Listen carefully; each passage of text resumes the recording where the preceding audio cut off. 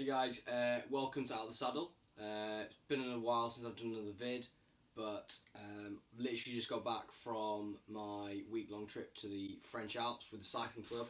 Yeah, I just run through some of the stuff that we did. So it was a 6-day trip, and the scenery and the climbing was just ridiculous, like madness. Compared to the UK, it's just mind-boggling. Seriously long climbs. Some of it got quite steep as well, around 10% in places. It was tough, it was really tough, but I felt like I was finding a bit of form towards the end of the week. Legs felt tired, but they felt good in a way. But yeah, we were staying in this place called Mizoen, in the sort of Oison region of the French Alps, so not far from Alpe d'Huez. We did do Alpe d'Huez, just saying. So yeah, first day it was absolutely scorchio. We went up the Via Notre Dame climb, and it's a 9.1% climb for about 9k. So it's ridiculous in gradient. We went up at about 11-12 o'clock, and it was really hot. Like, I'm glad I brought a full zip jersey because it was quite sweaty. But yeah, a lot of the features in this part of the French Alps are tunnels. So we had to go through a few of these tunnels, which were a bit sketchy. So good job we had front and rear lights on. So there were a few of those tunnels on the Notre Dame climb, but we managed to get to the top okay. Took me about 50 minutes, I believe. Felt like a lot longer, but no, it was great. And then there was a bit of gravel on the top, around sort of 5,000-6,000 feet, and then we descended back into Bourg, which is kind of in the valley, and then yeah, went up Alpe d'Huez.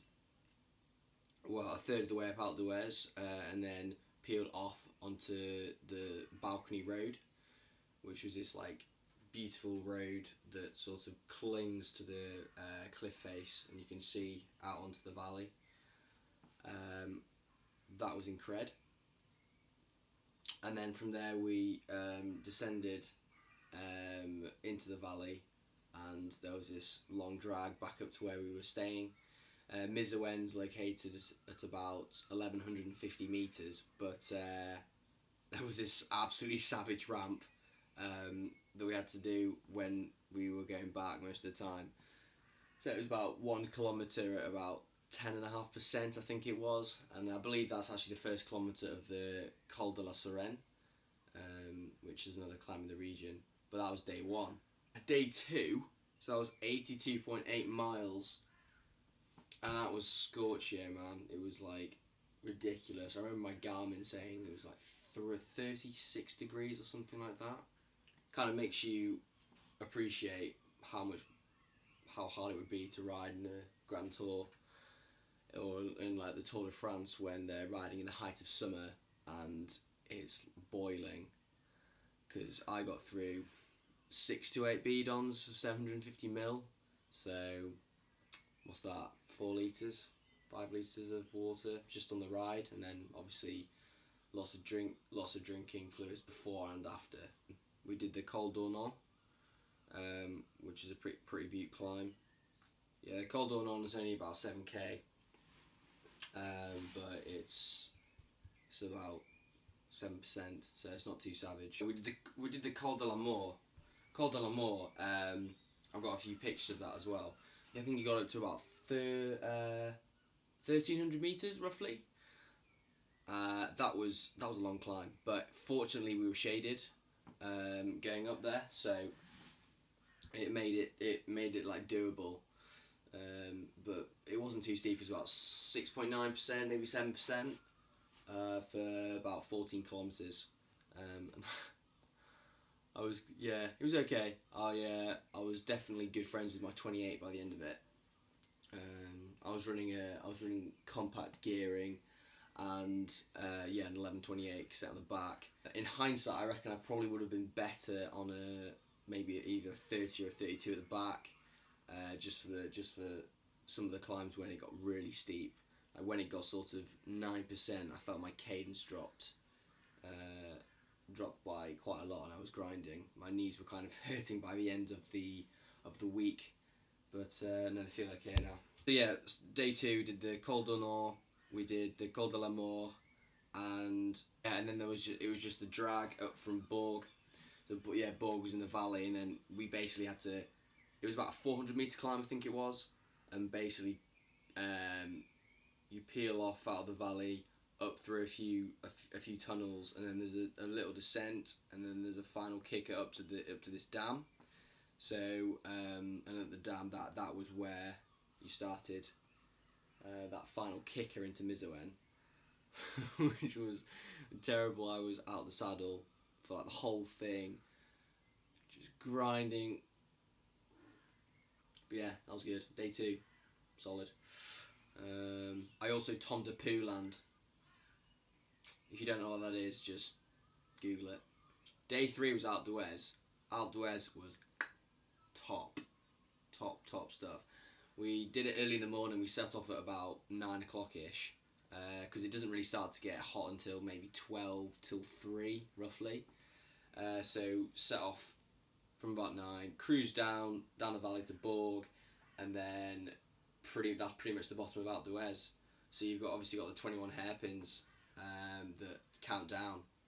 I actually quite like the format actually. It makes a change to the kilometre signs that you get.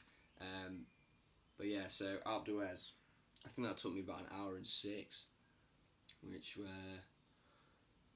is okay. I mean, I hadn't done it before.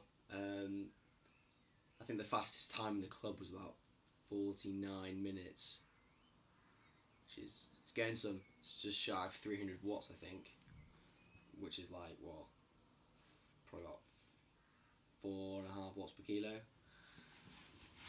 So that was big. But no, Alpe d'Huez was incred. Steeped in heritage. I was watching some YouTube videos with Pantani going up it a few days ago, and you can really appreciate how fast they go. Because Alpe d'Huez, it's a steep climb. It's about 8.6% average gradient, which is that's not flat at all. I mean, 7% is kind of like, yeah, kind of okay, but 8.5%, you can really tell the difference. So I did that, stopped at the top. What's really good actually about cycling in this part of the Alps is that you have access to water. There tends to be a fountain. There tends to be a fountain in each village that's always running, so you can fill up your water bottles when you're running low, which you inevitably will. We also stopped for coffee and stuff at the top, and sort of were charged extortionate amounts of money for coffee, but that's kind of standard really, because loads of people go there. That was good. And then from the top of Alpe d'Huez, you actually can carry on climbing a little bit to the top of the Col de la Sirène. So Alpe d'Huez is about 1,800 metres, and the Sirène is just shy of 2,000. But it's really nice because it kind of plateaus for a bit, and there's a bit of a descent, and then there's a final kick up to the summit. But it's absolutely beaut, really beaut. I've got some nice pics. So once we were at the top of the Sirène, there was obviously a really long descent. That was so good. Like, people talk about the climbing being incredible in that part of the world, but the descending, top stuff. Loads of hairpins, really technical. The top part of the Sirène descent was quite bumpy. The road surface wasn't amazing, and I feel like that's kind of a Marmite sort of descent. You either love it or you hate it, and I absolutely loved it. Like, I do love a bit of a sketchy descent, and yeah, it was great. So loads of hairpins, and then after I'd say about 8 or 9k, the road surface improves a lot. So you can definitely rail the corners a lot more than you can when the surface is a bit more coarse. But yeah, no, that was a top descent. That was a really good ride, and it was only 50 kilometres or something. Day 4, just escaping the thunder. The weather was a bit meh the whole time, but fortunately I managed to stay dry. So this ride, we did the Col d'Oule climb, which is an out and back. It's about 7 or 8 kilometres at about 9-10%. It's really steep. So I did that, and then there was a nice doggo at the top, solid dog. And yeah, again there was a water fountain. But what I find with out and back climbs, and what I really like about them, is the fact that because they're out and back, there isn't a lot of traffic, and for some reason it just feels way more epic, because you're going up into this landscape, and you know that kind of it's going to stop at some point, so you're sort of going to be surrounded by amazing stuff. That probably didn't really make sense, but anyway, out and back climbs are really, really, really good. Don't be disheartened if it's not a mountain pass. I know mountain passes are cool, but I mean, like for example, Great Dunfell in the UK. I've done another one of those videos. I've done a video on Great Dunfell, so check that out. Great Dunfell was one of my favourite climbs in the UK, and that's an out and back. So we did the Oule climb, really, really nice. And then we did the Col de la Compassion. That just comes out from sort of Allemande region, and again that was quite shaded. The sun was getting quite high when we were doing it, but so we were exposed a little bit, but it never got too steep, and the last few kilometres were about 4 or 5%, and it's amazing how your mindset changes. Like in the UK, if it's 4 or 5%, you're like, oh, actually this is a bit of a climb now, I'm climbing. But when it's 4 or 5% in the Alps, you're like, nah, this is basically flat. So no, the Col de la Compassion was good, and then from there we ended up descending into Huez village, which is about 2/3 of the way up Alpe d'Huez. We then ascended the rest of Alpe d'Huez from about hairpin number 7, so the final 7 hairpins. I may or may not have dabbed going past one of the photographers, and then from the top of Alpe d'Huez we then descended the Sereine, and then the group that I was with, they ended up going back the same way as we'd gone the previous day, but I ended up doing another out and back climb to a place called Besse, Besse. Had a Coke at the bar at the top, and descended back down again, which was pretty sweet. So Alps Day 5. So we did the Baralde, which was a 27-kilometre climb, again out and back. 27k climb. It only averaged about 3% in gradient, but there were 2 distinct ramps. Peaked at around sort of 9% for a few k's. So did that. Scenery got really, really incred. I was a bit tired at that point, so I kind of chilled it with a few of the other guys, so it made it a lot more enjoyable. You can kind of appreciate the scenery a lot more when you're not in the red. So got up to the top of La Barade, and then sandwich, and then back down. Really good day. So literally, if you ever find yourself going to that part of the Alps, kind of southern French Alps, kind of towards Alpe d'Huez, Grenoble, that kind of area, you've got so many options. Last year I went to Morzine, and it wasn't quite as good. Having said that, the weather wasn't as good, but even so, I think there's more iconic climbs around. If you're an avid road cyclist, it's definitely a place to go on your bucket list. On that day we did the Barade, yep, and then we went up to Les Deux Alpes, which is another ski resort. So that was about I'd say about 9k roughly. Really shaded, which was nice because it was in the afternoon. And then then there was this awesome descent, properly wide roads with sweeping corners, and like you could easily hit 80 kilometers an hour plus going down there. It was really, really, really good. Definitely recommend that descent. And then on the final day, we did the Marmot. So the Marmot is the route is, I think it's about 100 miles, depending on where you start. But it involves doing the Telegraph, the Galibier, the Alpe d'Huez, and the Croix de Fer. So, because of where we were staying, we were kind of off the route. So it meant that to do the whole Marmot route, you had to do an extra 50 kilometres, which I didn't fancy, but a few people did do it. But anyway, that day, so we did the Croix de Fer, we did the Telegraph, and we did the Galibier. And all three of these climbs were Hall category climbs, so they're big hitters in the region.